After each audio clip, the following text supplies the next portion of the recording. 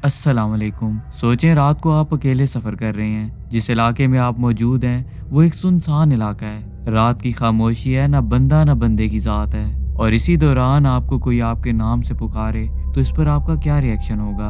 आज के एपिसोड का पहला वाकया भी कुछ ऐसा है। अगर आप कमज़ोर दिल के हैं तो ये एपिसोड आपके लिए बिल्कुल नहीं है। मुझे रोज़ाना की बुनियाद पर वाकयात रिसीव होते हैं, लेकिन इस वाक़े को जब मैं पढ़ रहा था, अब यकीन नहीं करेंगे, मुझे ऐसा लग रहा था जैसे मुझे कोई छुप कर देख रहा है। पहले तो लगा कि शायद ये मेरा वहम है, लेकिन जो ही मैंने अपना फोन साइड पर रखा ये एहसास उसी वक्त खत्म हो गया। अब ऐसा क्यों हुआ ये मैं खुद भी नहीं समझ पाया।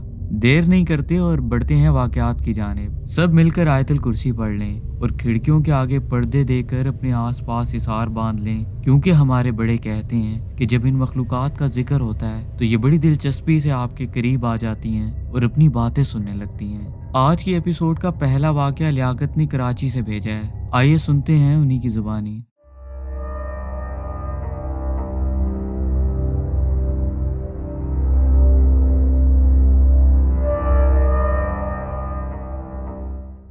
अस्सलाम वालेकुम रिजवान भाई, कैसे हैं आप? मेरा नाम लियाकत है और मैं कराची से आपको अपना ये वाकया भेज रहा हूँ। ये वाकया जब मेरे साथ पेश आया था उसके बाद मैं कई महीने तक ठीक से सो नहीं पाया। बहुत दम दरूद करवाए, कोई जगह ना छोड़ी। अल्लाह से दुआ करता हूँ कि अल्लाह ऐसा वक्त किसी पर ना लाए। इस वाक़े को 9 साल का अरसा गुजर चुका है, लेकिन उस रात जो कुछ हुआ उसका एक एक नक्श आज भी उसी तरह मेरे जहन में गर्दिश करता है। ये सन 2017 की बात है। मेरा एक करीबी दोस्त जो उम्रे से वापस आया तो उसने अपने घर में एक छोटी सी तकरीब रखी। मार्च का महीना था और ये तकरीब उसने अपने घर की छत पर रखी थी। जब सब खाना वगैरह खा कर चले गए तो हम कुछ करीबी दोस्त वहीं रुक गए। घर वाली बात थी, कुछ काम वगैरह करवाए, जिसके बाद ऐसा बातों में लगे कि रात के 2 बज गए। ये वक्त इतनी तेजी से गुजरा कि बस ना पूछें। और वैसे भी हम एक बड़े अरसे बाद मिल रहे थे, बातें ज्यादा थीं और वक्त कम। जिस दोस्त के घर आए थे उसने सबको बहुत रोका कि यहीं रुक जाओ, सुबह नाश्ता करके चले जाना, लेकिन क्या करते, सबको वापस जाना जरूरी था। जिस दोस्त के साथ मैं आया था वो जल्दी चला गया था क्योंकि उसने अपने घर वालों के साथ किसी जरूरी काम से जाना था। अब मुझे मेरे दूसरे दोस्त ने छोड़ना था जिसका घर मेरे घर के रास्ते में ही आता था। उसने मुझे बाइक पर बिठाया और सीधा घर का रास्ता ले लिया। जब उसका घर आ गया तो मैंने उससे कहा कि बस मुझे यहीं उतार दो, आगे मैं पैदल चला जाऊंगा। उसने इसरार किया कि मैं छोड़ आता हूँ, अकेले मत जाओ, हालात ठीक नहीं है, रात बहुत हो गई है, वारदात भी हो सकती है। लेकिन मैंने उससे कहा कि आज बहुत खा लिया है, वॉक करूंगा तो खाना हजम होगा। इसके बाद मेरा दोस्त घर चला आया जबकि मैं पैदल अपने घर की जानिब बढ़ने लगा। मेरा घर वहां से 4 किलोमीटर की दूरी पर था। मैं गुलशन इकबाल के इलाके में था और मेन रोड से घर लौट रहा था। मैं कुछ ही कदम चला कि अचानक एक बाइक पर 2 लोग मेरे बहुत करीब से गुजरे। वो लोग मुझे मशकूक लगे, इसलिए मैं फौरन ही एक गली में मुड़ गया और दूसरा रास्ता अपना लिया। रात के 3 बजने वाले थे। वो गलियां बहुत सुनसान थीं। उन गलियों में इतनी खामोशी थी कि मेरे कदमों की आवाज़ अच्छी खासी गूंज रही थी। कराची में रात के इस पहर भी लोगों की चहल पहल मिल जाती है, लेकिन उस वक्त वो इलाका बहुत सुनसान था। दूर दूर से कुत्तों के भौंकने की आवाज़ें आ रही थीं। मुझे उस वक्त सिर्फ वारदात का डर था। मैं दिल में दुआ कर रहा था कि बस किसी तरह घर पहुंच जाऊं। मुझे अंदाज़ा भी नहीं था कि आने वाले वक्त में मेरे साथ क्या कुछ होने वाला है। चलते चलते जब मैं एक गली से निकलकर दूसरी गली में दाखिल हुआ तो मुझे पीछे से एक आवाज़ आई, लियाकत। मैं पीछे मुड़कर देखा, कोई नहीं था। मैं अपना वहम समझकर फिर से चलने लगा और कुछ ही कदम बाद फिर से किसी ने मेरा नाम लिया, लेकिन अब की बार उसने कुछ ऐसे बोला, लियाकत, कहाँ जा रहे हो? रिजवान भाई, जब पहली बार मुझे मेरे नाम से पुकारा गया तो आवाज़ कुछ जानी पहचानी थी, लेकिन इस बार वाली आवाज़ बहुत अजीब थी। ऐसे जैसे किसी का गला शदीद ख़राब हो, इतना ख़राब हो कि बैठ गया हो और वो बहुत मुश्किल से बोल पा रहा हो। अब की बार भी पीछे देखने पर मुझे कोई नज़र नहीं आया, लेकिन इसके बाद मुझे ऐसा महसूस होने लगा जैसे कोई मुझे चलने से रोक रहा है। मेरे पीछे कोई कुव्वत है जो मुझे अपनी तरफ खींच रही है। मेरी टांगें भारी हो गई थीं, ऐसे जैसे किसी ने जकड़ रखी हों। वहाँ कुछ ऐसा था जो मुझे उस गली से निकलने नहीं दे रहा था। मुझे चलने में बहुत मुश्किल पेश आ रही थी। मेरे जिस्म के रोंगटे खड़े हो चुके थे। अल्लाह अल्लाह करके जब वो गली ख़त्म हुई तो इसी के साथ मेरे जिस्म का भारीपन भी ख़त्म हो गया। खुद को हल्का महसूस किया तो कदमों की रफ्तार बढ़ाई कि किसी तरह घर पहुंच जाऊं। لیکن بات یہاں ختم نہیں ہوئی۔ تقریباً آدھا کلومیٹر سفر طے کرنے کے بعد جب میں ایک گلی میں داخل ہوا تو وہاں مجھے کچھ عورتیں نظر آئیں جو ایک ہی جگہ ٹہری ہوئی تھیں۔ ان کو دیکھ کر ایسا لگ رہا تھا جیسے وہ کسی کے آنے کا انتظار کر رہی ہیں۔ جب میں ان کے قریب پہنچا تو ایک بات مجھے بہت عجیب لگی۔ میں نے دیکھا کہ وہ سب عورتیں لال رنگ کے جوڑے میں ہیں۔ صرف یہی نہیں، ان کے قد کاٹ جسامتیں بھی ایک جیسی تھیں۔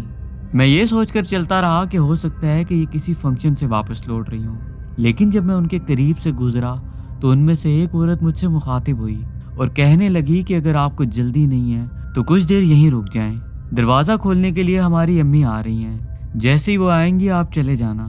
میں یہ سوچ کر رک گیا کہ گلی سنسان ہے اور ان کے ساتھ کوئی مرد بھی موجود نہیں ہے، لیکن جو ہی میری نظر اس گھر پر پڑی جس کے باہر وہ رکی تھیں تو میں دنگ رہ گیا، کیونکہ جس گھر کے باہر وہ ٹھہری تھیں وہ گھر زیر تعمیر تھا۔ اس کا دروازہ تو لگا ہوا تھا لیکن ایک طرف سے نہ تو دیوار تھی اور نہ ہی ابھی تک چھت ڈلی تھی۔ یہ دیکھ کر میں بہت حیران ہوا اور حیرانگی کے ساتھ ان کی طرف دیکھ کر یہ پوچھنے والا تھا کہ آپ لوگ واقعی اسی گھر میں رہتے ہو، لیکن یہ سب میرے منہ سے نہ نکل پایا، کیونکہ اگلے ہی پل جب میری نظر ان کے چہروں پر پڑی تو رضوان بھائی ان سب عورتوں کے چہرے بالکل ایک جیسے تھے۔ وہ ایک ہی شکل کی 7 عورتیں تھیں جن کی شکل تو انسانی تھی لیکن آنکھیں انتہائی خوفناک تھیں۔ ان سب کی آنکھیں اندھیرے میں ایسے چمک رہی تھیں جیسے جانوروں کی چمکتی ہیں۔ یہ منظر اتنا خوفناک تھا کہ میرے پاس بتانے کے لیے الفاظ نہیں ہیں۔ میرا دماغ اس منظر کو قبول ہی نہیں کر پا رہا تھا۔ ایسا لگ رہا تھا جیسے یہ خواب ہو۔ اس سے پہلے کہ وہ مجھے نقصان پہنچاتی میں نے وہاں سے بھاگنا بہتر سمجھا۔ میں نے بھاگنا شروع کیا تو وہ عورتیں میرا نام لینے لگیں۔ میں بھاگتا رہا اور میرے کانوں میں ان کی آوازیں گونجتی رہیں۔ جب تک وہ گلی ختم نہیں ہو گئی وہ سب عورتیں میرا نام لیتی رہیں، لیکن مجھے اندازہ تھا کہ پیچھے مڑ کر دیکھنا میرے لیے نقصان کا سبب بن سکتا ہے، اس لیے میں نے ایک بار بھی پیچھے مڑ کر نہیں دیکھا۔ جب گھر پہنچا تو پاؤں میں جوتے نہیں تھے۔ میرے پاؤں پوری طرح سے زخمی ہو چکے تھے اور پسینہ جسم سے ایسے ٹپک رہا تھا جیسے ابھی نہا کر باہر آیا ہوں۔ گھر میں سب سو رہے تھے۔ میں نے کسی کو نہیں جگایا اور فوراً اپنے کمرے میں جا کر سو گیا۔ اگلے روز جب سو کر اٹھا تو میرے سے اٹھا نہیں گیا۔ میرا جسم بھاری، سر بھاری، ایسا لگ رہا تھا جیسے جسم نے میرا ساتھ چھوڑ دیا ہو۔ میں اپنے ہاتھ پاؤں ہلانے کی کوشش کر رہا تھا لیکن وہ ہل ہی نہیں رہے تھے۔ اسی وقت امی کو آواز لگائی جو کہ ساتھ والے کمرے میں ہی تھیں۔ امی آئیں تو مجھے دیکھتے ہی کہنے لگیں کہ یہ تمہاری آنکھوں کو کیا ہوا ہے؟ سر پر ہاتھ لگایا تو شدید بخار میں جل رہا تھا۔ میں نے امی کو رات والا سارا واقعہ سنایا، جسے سن کر وہ بہت پریشان ہوئی۔ ابو کو فون کیا تو گھر آتے ہوئے ایک مولوی صاحب کو ساتھ لے آئے، جنہوں نے مجھ پر دم وغیرہ کیا اور گھر والوں کو بتایا کہ پریشانی کی کوئی بات نہیں ہے، اب تو اس کا بخار بھی کافی کم ہو چکا ہے، اگر اس پر اثرات ہوتے تو یہ لڑکا ابھی اس حالت میں نہ ہوتا۔ رضوان بھائی کرتے کرتے ایک ہفتہ گزر گیا، میرا بخار بھی ٹھیک ہو گیا اور جسم کی دردیں بھی چلی گئیں۔ ایک رات معمول کی طرح جب میں سونے کے لیے لیٹا تو مجھے ایسا محسوس ہوا جیسے میرے کمرے کی کھڑکی میں کوئی موجود ہے۔ میں اپنے بستر سے اٹھا اور کھڑکی کے پاس چلا آیا، اچھی طرح دیکھا لیکن وہاں کوئی بھی نہیں تھا۔ میں واپس اپنے بستر میں جا کر سو گیا۔ رات کو لگ بھگ 2 بجے میری پھر سے آنکھ کھلی۔ میں کچی نیند میں تھا اور میری آنکھ ایک عجیب سی آواز سن کر کھلی تھی۔ نیند سے جاگنے کے بعد جب میں نے اس آواز پر غور کیا تو یہ آواز بالکل ایسے تھی جیسے کوئی ناخن سے شیشے کو کھرچ رہا ہو۔ میں نے سب سے پہلے ڈریسنگ ٹیبل پر دیکھا کیونکہ میرا پہلا خیال وہیں گیا، لیکن وہاں کوئی بھی موجود نہیں تھا۔ آواز اب بھی آ رہی تھی۔ میں سمجھ نہیں پا رہا تھا کہ یہ آواز آخر کہاں سے آ رہی ہے۔ اسی دوران میرا خیال اپنے کمرے کی کھڑکی پر گیا تو میں نے سوچا کہ ہو سکتا ہے کہ صحن میں بلی آئی ہو جو شیشے پر اپنا پنجہ مار رہی ہو۔ رضوان بھائی، جب میں نے پردہ ہٹا کر کھڑکی سے باہر دیکھا تو کھڑکی میں وہ 7 عورتیں کھڑی تھیں جو اس رات مجھے نظر آئی تھیں، جن میں سے ایک عورت کھڑکی پر انگلی رکھے اپنے ناخن سے شیشے کو کھرچ رہی تھی۔ ان کو دیکھتے ہی میں اتنا زور سے چیخا کہ میرے سارے گھر والے جاگ گئے۔ امی ابو کمرے میں آئے، پوچھنے لگے کہ لیاقت بیٹا کیا ہوا ہے؟ اس وقت میں کچھ بھی نہیں بول پا رہا تھا، میرا جسم اکڑ چکا تھا اور میں صرف اس کھڑکی کی طرف دیکھ رہا تھا۔ مجھے آج بھی یاد ہے، میں امی ابو کو بتانے کی کوشش کر رہا تھا کہ کھڑکی میں وہ عورتیں ہیں جو مجھے دیکھ رہی ہیں، لیکن میرا منہ ایسے جیسے کسی نے بند کر دیا ہو۔ وہ عورتیں مجھے دیکھ کر ہنستی رہیں۔ امی ابو اور بھائی مل کر مجھے ساتھ والے کمرے میں لے آئے، جہاں کچھ دیر بعد مجھے نیند آ گئی۔ اگلے روز جب میں نارمل ہوا تو میں نے گھر والوں کو سب کچھ بتایا، گھر والے اس بات کو سن کر بہت حیران ہوئے کہ ایسا کیسے ممکن ہے، گھر میں 7 عورتیں آئیں اور کسی کو نظر نہ آئے، یہ کیسے ہو سکتا ہے؟ جبکہ امی کا یہ بھی کہنا تھا کہ اس وقت میری نظر کھڑکی میں گئی تھی لیکن مجھے وہاں کوئی نظر نہیں آیا۔ رضوان بھائی، اس کے بعد اگلے 10 دنوں میں 6 سے 7 لوگ ہمارے گھر آئے جو صاحب علم تھے۔ ان میں سے کسی ایک کو بھی مجھ پر کوئی اثرات نظر نہیں آئے۔ انہوں نے ہمارے گھر کا جائزہ بھی لیا لیکن انہیں اس چیز کے بارے میں کوئی اشارہ نہ مل سکا۔ لیکن مجھے وہ عورتیں پراسرار طور پر روزانہ نظر آتی تھیں، کبھی کھڑکی کے باہر اور کبھی صحن میں لگے ایک درخت کے نیچے۔ وہ عورتیں اسی طرح لال جوڑے میں آتی تھیں اور صرف تب نظر آتی تھیں جب میں اکیلا ہوتا تھا۔ لیکن یہاں ایک بات اور بھی تھی، وہ عورتیں مجھے گھر کے اندر نظر نہیں آتی تھیں، ہمیشہ گھر سے باہر، کبھی صحن میں یا کبھی کمرے کی کھڑکی میں۔ میرے ساتھ ہر وقت کوئی نہ کوئی ضرور موجود ہوتا تھا، کبھی امی، کبھی ابو یا کبھی بہن بھائی میں سے۔ میرا بستر بھی اس کمرے میں سیٹ کر دیا گیا تھا جہاں کھڑکی نہیں تھی، کیونکہ وہ عورتیں کھڑکی والے کمرے میں ضرور آتی تھیں اور اگر کھڑکی کے آگے پردہ ہوتا تو اس میں اپنے ناخن مارتی تھیں۔ ایک روز میں کمرے میں اکیلا تھا، گھر پر کوئی بھی نہیں تھا، امی تھیں جو کہ کپڑے دھو رہی تھیں۔ میں جس کمرے میں تھا اس کا دروازہ صحن میں کھلتا تھا۔ مجھے ایسا لگا جیسے دروازے کے باہر کوئی کھڑا ہے، کیونکہ دروازے کے نیچے سے مجھے کسی کے پاؤں نظر آئے۔ میں سمجھا امی ہوں گی جو بھی دروازہ کھولیں گی، لیکن رضوان بھائی، اسی کے ساتھ ان پاؤں کی تعداد بڑھتی گئی۔ ایسا لگنے لگا جیسے بہت سارے لوگ دروازے کے پیچھے جمع ہو گئے ہوں۔ میں نے فوراً سے امی کو آواز دی، امی آئیں۔ جیسے ہی انہوں نے وہ دروازہ کھولا تو باہر صحن میں کوئی بھی موجود نہیں تھا۔ رضوان بھائی، ہم نے بہت دم درود کروائے، بہت لوگ آئے، کسی کو کچھ سمجھ نہیں آیا کہ آخر یہ کیا معاملہ ہے۔ پھر آج آ کر ایک شخص کا پتہ چلا۔ جب اس کے پاس گئے تو اس نے تسلی سے میری پوری بات سنی، پھر کچھ تعویذ دیے جو پینے کے تھے، جبکہ ایک تعویذ گلے میں پہننے کے لیے تھا، اور پھر ایک تعویذ ایسا دیا جو گھر میں لگے درخت پر لٹکانا تھا۔ اس شخص نے میرے ابو سے کہا تھا کہ ٹھیک 40 دن بعد درخت والے تعویذ کو چلتے پانی میں بہا دینا، لیکن جو تعویذ لڑکے کے گلے میں ہے یہ 4 ماہ بعد اتارنا ہے اور ٹھیک اسی جگہ بہانا ہے جہاں پہلا تعویذ بہاؤ گے۔ اس کے ساتھ ان عامل صاحب نے یہ بھی کہا تھا کہ پہلے 7 دنوں میں لڑکے کو ڈراؤنے خواب آ سکتے ہیں، تو آپ اسے اکیلے مت سونے دیجیے گا، اور جو خواب یہ دیکھے گا ان خوابوں کو راز رکھے گا۔ یہ خواب اس لڑکے نے کسی کو نہیں بتانے۔ رضوان بھائی، پہلے 7 دنوں میں مجھے 3 سے 4 بار خواب آئے جو اتنے خوفناک تھے کہ میں نے اپنی زندگی میں ایسے خوابوں کے بارے میں نہ سنا اور نہ پڑھا۔ اگر ان عامل صاحب نے منع نہ کیا ہوتا تو میں آپ کو ضرور بتاتا، سن کر آپ کے پاؤں کے نیچے سے زمین نکل جاتی۔ اس قدر بھیانک خواب تھے وہ، جو 9 سال گزرنے کے باوجود مجھے یاد ہیں۔ رضوان بھائی، ان عامل صاحب نے بتایا تھا کہ مجھ پر دوسری مخلوقات کی نگاہ پڑی ہے۔ جس رات میں پیدل گھر آ رہا تھا اس رات چاند کی ایک خاص رات تھی جن میں غیر مرئی مخلوقات اپنے زور پر ہوتی ہیں۔ انہوں نے یہ بھی بتایا تھا کہ جو نگاہ مجھ پر پڑی ہے یہ 10,000 لوگوں میں سے صرف ایک پر پڑتی ہے۔ اللہ کا شکر ادا کرو اور زیادہ سے زیادہ صدقات دو، کیونکہ اس رات ذرا سی بھی اونچ نیچ ہو جاتی تو اس کے ساتھ کچھ بھی ہو سکتا تھا۔ رضوان بھائی، وہ وقت میں نے کیسے گزارا یہ صرف میں جانتا ہوں اور میرا اللہ جانتا ہے۔ میں راتوں کو سو نہیں سکتا تھا، ایسا لگتا تھا جیسے ابھی وہ عورتیں آئیں گی اور سب کی سب مل کر مجھے نوچ ڈالیں گی۔ اللہ کا لاکھ شکر ہے کہ اب میرے ساتھ ایسا کوئی معاملہ نہیں ہے۔ یہ واقعہ میری زندگی کا ایک ایسا واقعہ ہے کہ میں اسے کبھی نہیں بھلا سکتا۔ جو کچھ میرے ساتھ ہوا ایسا لگتا ہے جیسے کل کی بات ہے۔ اس واقعے نے میرے ذہن پر ایسا گہرا اثر چھوڑا ہے کہ آج بھی میں رات میں کہیں جاتا ہوں تو کسی نہ کسی کو ضرور اپنے ساتھ لے کر جاتا ہوں۔ میں آڈینس میں سننے والوں کو ایک چھوٹا سا پیغام دینا چاہوں گا کہ جب بھی گھر سے نکلیں سفر کی دعا ضرور پڑھیں۔ اگر آپ کو سفر کی دعا نہیں آتی تو آیت الکرسی ضرور پڑھ کر نکلا کریں۔ نیکسٹ سٹوری کی طرف بڑھنے سے پہلے میں سب سننے والوں سے گزارش کروں گا کہ اگر آپ نے میرا چینل ابھی تک سبسکرائب نہیں کیا تو دیر مت کریں اور ابھی سبسکرائب کریں۔ اگر آپ کو میری یہ محنت پسند آتی ہے تو کمنٹ سیکشن میں ضرور بتایا کریں، میں سب کے کمنٹس پڑھتا ہوں اور یقین جانیں مجھے بہت اچھا لگتا ہے۔ سپورٹ کے لیے آپ ویڈیو کو اپنی فیملی اور دوستوں کے ساتھ ضرور شیئر کیا کریں۔ بڑھتے ہیں نیکسٹ سٹوری کی طرف جو مومنہ نے ملتان سے بھیجی ہے۔ آئیے دیکھتے ہیں کیا لکھا ہے مومنہ نے۔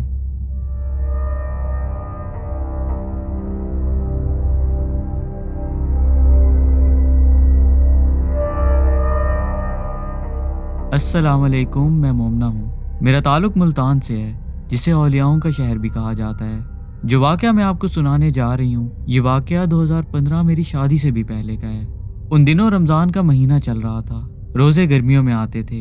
मैं सहरी तक जागती थी और अपनी पढ़ाई करती रहती थी। तब रात के 2 बजे हम सहरी के लिए उठ जाते थे। मैं अपनी अम्मी को सहरी के लिए उठाती, फिर हम मिलकर सहरी बनाते और इस तरह फजर के बाद जाकर मैं सोती थी। ये बात है रमज़ान के दूसरे अशरे की, जब रात 2 बजे लाइट जाना शुरू हुई। मेरा बिस्तर खिड़की के बिल्कुल साथ होता था। हमारे सहन में एक घना जामुन का दरख्त था जो काफ़ी पुराना था। एक रात मैं बैठी पढ़ रही थी और सहरी का वक्त होने वाला था जब ठीक रात के 2 बजे तो लाइट चली गई। लेकिन इसी के साथ मुझे ऐसा महसूस हुआ जैसे जामुन का पूरा दरख्त हिला है। ये देखकर मैं काफ़ी हैरान हुई, क्योंकि सहन में लगा नीम का दरख्त बिल्कुल वैसे का वैसे था। उसका एक पत्ता भी नहीं हिला था। चांदनी रात थी, मैं दोनों दरख्तों को आसानी से देख पा रही थी। खैर, मैंने इस पर तवज्जो नहीं दी। अम्मी को जगाया और फिर हम सब सहरी बनाने में लग गए। लेकिन रिजवान भाई, ये सिलसिला ख़त्म नहीं हुआ। अगली 2 रातें और गुजर गईं। जैसे ही रात के 2 बजे लाइट जाती, हमारा जामुन का दरख्त हिलने लगता। मैं इस बात को लेकर बहुत तजस्सुस में थी कि ऐसा क्यों होता है। हवा भी नहीं चलती, फिर हिलने की क्या वजह हो सकती है। और फिर तीसरी रात जो हुआ, उसने मुझे एक अजीब खौफ में डाला। उस रात जब लाइट गई तो जामुन का दरख्त तो नहीं हिला, लेकिन मुझे उस दरख्त में बकायदा परों की आवाज़ आई, जैसे बहुत बड़ा परिंदा उसमें छुप कर बैठा हो और उसने अभी अपने पर समेटे हों। मुझे यकीन था कि दरख्त के अंदर परिंदा मौजूद है जो बहुत बड़े साइज का है। इसलिए जब सहरी का वक्त हुआ तो ये सारी बात मैंने अपनी अम्मी को बताई। अम्मी कहने लगी, तुम अजीब हो, कभी तुम्हें दरख्त हिलता नजर आता है, कभी दरख्त नहीं हिलता, परिंदे के परों की आवाज़ आती है। तुम ऐसा करो, देर से सोना बंद करो और सुबह जल्दी उठ के पढ़ लिया करो। मजीद जागती रही तो दिमाग पर असर हो जाएगा। लेकिन रिजवान भाई, इसके बावजूद भी मुझे यकीन था कि वहाँ कुछ ज़रूर है। वो आवाज़ परों की ही थी जो मैंने अच्छी खासी खामोशी में सुनी थी। आप तो जानते ही होंगे कि जब लाइट जाती है तो कितनी खामोशी छा जाती है। मैंने ये आवाज़ उसी खामोशी में सुनी थी। अब मैंने सोच लिया था कि आने वाली रात में उसे देखने की कोशिश करूंगी। इसलिए जब पढ़ने बैठी तो अब्बू की टॉर्च साथ रख ली और 2 बजने का बेसब्री से इंतज़ार करने लगी। उस रात मेरा पढ़ाई पर बिल्कुल भी ध्यान नहीं था। वक्त की रफ्तार तो ऐसे जैसे रुक गई हो। फिर आखिर वो वक्त आ गया जब रात के 2 बजे और रोज़ाना की तरह लाइट चली गई। लेकिन उस रात मुझे परों की आवाज़ नहीं आई। मैं इंतज़ार करती रही लेकिन कोई हिलचुल नहीं हुई। इसी दौरान मैंने खिड़की खोली और जो ही टॉर्च की रोशनी दरख्त की जानिब की तो सामने मुझे एक अजीब सी तख्लीक नजर आई जो मैंने पहले कभी नहीं देखी थी। उसकी लाल आंखें, सर थोड़ा झुका हुआ और गर्दन पे ऐसे बाल थे जैसे शेर के होते हैं। वो चीज अपने परों को समेट कर उस दरख्त पर बैठी थी। उस मखलूक ने मुझे देखते ही अपने दोनों पर फैलाए और अपने परों को हिलाती हुई अपनी जगह पर ही गायब हो गई। जब वो गायब हुई तो वो दरख्त बिल्कुल वैसे हिला जैसे मुझे पिछली रातों में हिलता नजर आया था। उस मखलूक के परों की मिसाल मैं ऐसे दूंगी कि अगर एक दरवाजे को 2 गुना बड़ा कर दिया जाए तो उसके 1 पर के बराबर होगा। इस तरह उस मखलूक के 2 पर थे। अब आप खुद ही अंदाजा लगा लें कि वो मखलूक कितनी बड़ी थी। ये देखते ही मैं अपने होश खो बैठी थी और मेरे जिस्म में एक अजीब सी कैफियत तारी हो गई।